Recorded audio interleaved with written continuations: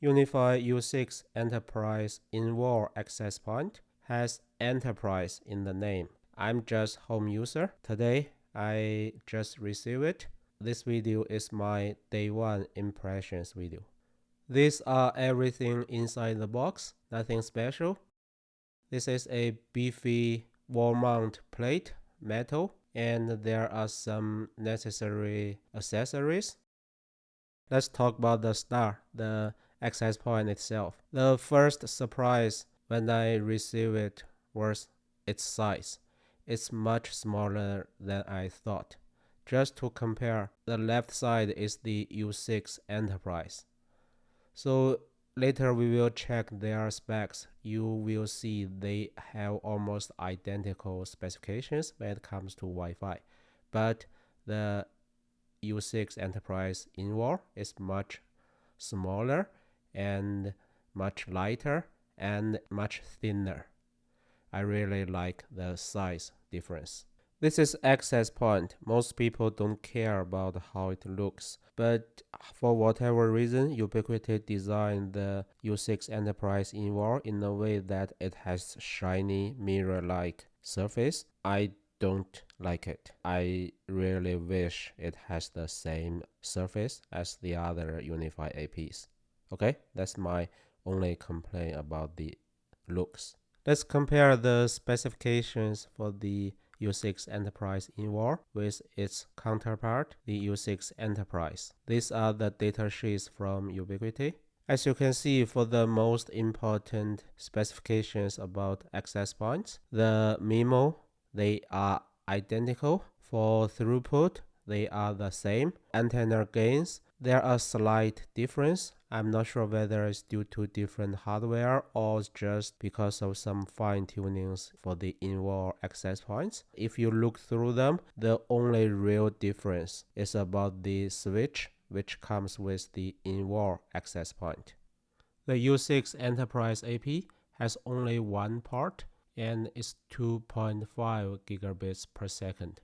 In-wall access point, similarly, in the back has a input port, is 2.5 gigabits per second as well, but the U6 Enterprise is PoE and the in-wall is PoE++. We will discuss why later. And the other difference is comes with a 4-port switch. And the special thing for the switch is the very first part is a PoE port, so you can use it to power other devices. In fact, the PoE part is the number one reason why I purchased this access point. This is what I want to achieve using this access point. This is a wall. The left part is one room, the right part is another room. I want to install this AP on this wall. It will provide Wi-Fi service to some of my Wi-Fi 6E devices. On the other side of the wall, in another room, I have a UniFi Protect camera. I want to power this camera using this AP, and the Ethernet cable will pass through this wall. That's what I want to achieve. So this video is also about two different things. First, how I can even achieve 2.5 GBE connection and PoE++. And the second thing is I want to do some throughput testing. Now let's talk about the first major topic of this video, about the PoE switch choices. The special thing for this AP is the first part of the switch is a PoE part. Depending on what device you want to plug into the PoE part, to power this access point, you may or may not need PoE++. The maximum power consumption for a PoE device is about 15 watt, and the access point itself, without powering PoE device, the maximum power consumption is 21 watt. In my use case, I want to use this AP to power this small UniFi G5 Flex camera. On paper, this camera only needs maximally 5 watt power consumption. And the AP itself, without powering any PoE device, it need maximally 21 watt. So in total, I need 25 watt to power these two. PoE Plus maximum capability is 30 watt. So we are still fine with PoE Plus in my particular situation. I did try other PoE device. For example, this Ubiquiti LED. Its maximum power consumption is 10 watt.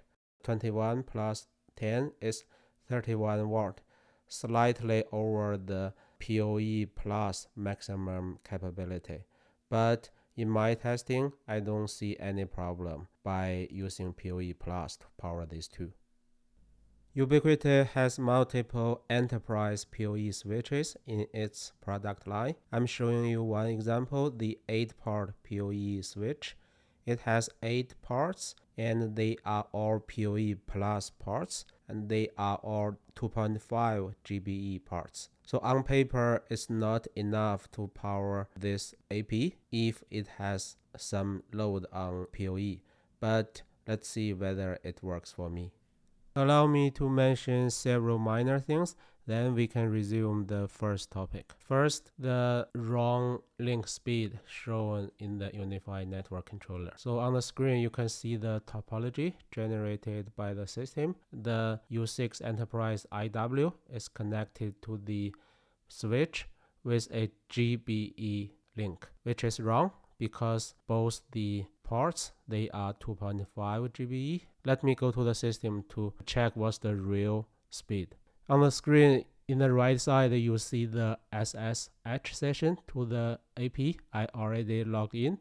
Oh, by the way, in the left side, if I click on the AP and scroll to the end of the overview tab, you can see the experience. It says GBE as well. In the right side, let me run a command.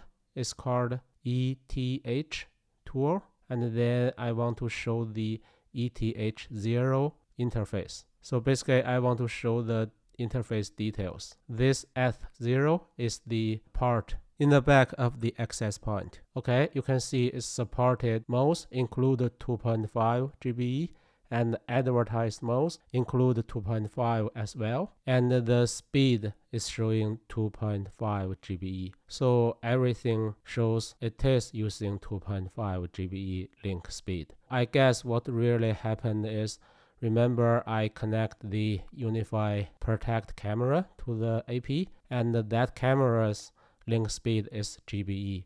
So sometimes UniFi network controller does get things confused, and especially when it comes to the client's information. It's not a big deal, but it's annoying. The next thing I don't like is the hardware design of the PoE part on the access point. Just for comparison, I show you two different UniFi devices part configuration. The left one is for this AP, the right one is for a PoE switch. Let's look at the right one first. So for normal UniFi PoE switch, you can simply switch off the PoE or switch it on, right? That's it. But when it comes to this access point, see what's the difference? The off is the same, but by default is off. And then the PoE is disabled. It has another radio button. It's called advanced. It's funny that Ubiquiti gives it the name advanced. In my opinion, a more proper name is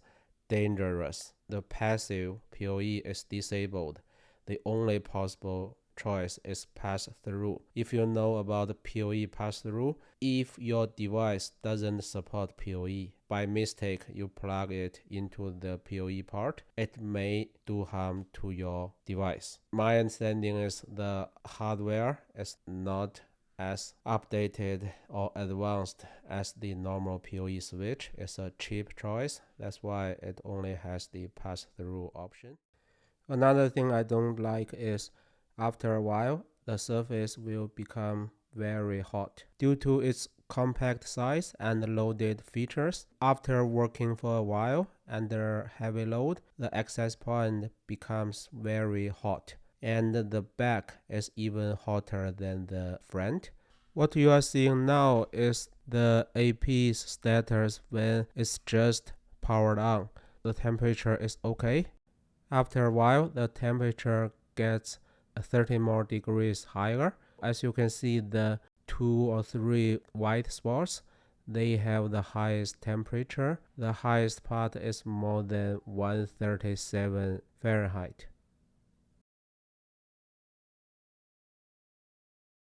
Finally, we can start the first major topic of the video, which UniFi switch we should choose to connect with this AP. So my first option is I want to use the UniFi Enterprise PoE switch because they come with 2.5 GBE connection. It's perfect for this AP. The only problem is they only come with PoE Plus port. As we discussed in the beginning of the video, in my particular case, I only need this AP to power a G5 flex camera, and the total power consumption is still within the range of PoE Plus. I should be okay to do that. Let's find it out. In the last part of the video, we will discuss the throughput testing in details, but here you can already see in the upper part of the screen, you see the total throughput from a Linux server perspective. It's over 2 gigabits per second already. The reason I show you the throughput testing result now is to make sure we are measuring the power consumption when the system is under heavy load instead of in idle mode. This blue link is working fine. It does support what we want, 2.5 GBE connection, right? So the only thing left is the total power consumption. From UniFi Network Controller, click on the AP. In the Overview tab, scroll to the end, we can find the power. It is about 16 watt only. So it's far below the upper limit of PoE Plus 30 watt. So I am good for my particular usage and my particular workload for the AP. Now let's talk about the second option. Instead of using a PoE switch to power the AP, you may want to use a PoE injector. I'm showing you the most powerful PoE injector from Ubiquiti. Basically, it's a 60 watt PoE++ adapter. It has two parts. The first part is LAN part. The second one is PoE. For example, you have this UniFi switch. You have an Ethernet cable out of it. Plug into the LAN part. Then in the PoE part, you plug in another cable. The other end, plug into the input part for this AP. Then that's it. You have enough power to power the AP and to support whatever heavy workload you may have. And it's much more cheaper than using a PoE switch. However, the apparent shortcoming is this PoE injector is just gigabit. Ubiquiti doesn't have a faster PoE adapter, which means you will lose the 2.5 gigabits capability out of the AP. But is that really the case? You will be surprised. UniFi Network Controller doesn't have a port manager for this particular part, but we can tell its real runtime speed by using our testing server. Let me show you. So this is some simple testing I'm doing. There are 4 clients doing iPerf3 testing, and in the target Linux server, you can see the total throughput is over 1 gigabits sometimes, which means the interface is not gigabit. That's surprising. Go back to this diagram, we can already see this part, the throughput is over 1 gigabit per second. Then let's find it out from this USW Flex SG switch perspective. What's the port status for this particular part? Click on the Flex XG, go to port manager, and see this port 4 is connected to the U6-Enterprise-IW, right?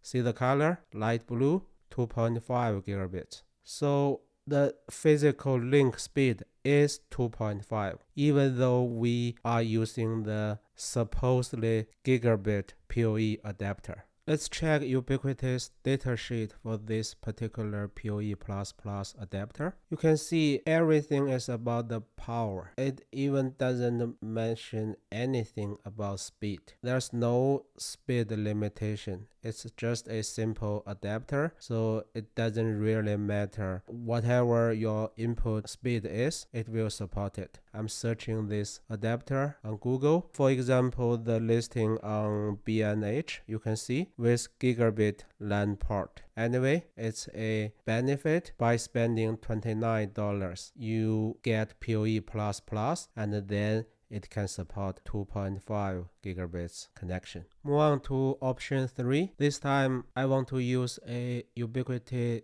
Pro 48 PoE switch. You may know Ubiquiti's Pro PoE switch comes with PoE++ ports, which is perfect to power this power-hungry AP, right? But the apparent disadvantage is UniFi Pro PoE switch only has 1 gigabit PoE port. There's no need to test or demo anything. The result is guaranteed. So you will have PoE++, but you will lose the 2.5 gigabits connection. Okay, let's move on to the last option I want to discuss. Here comes Ubiquiti's recommended switch. When you see this switch, you either don't know anything about it or you are surprised because this is not part of the current product line from Ubiquiti. Its previous generation, you can tell from the look, it doesn't have the small LCD. This is the switch, UniFi 10G6 PoE.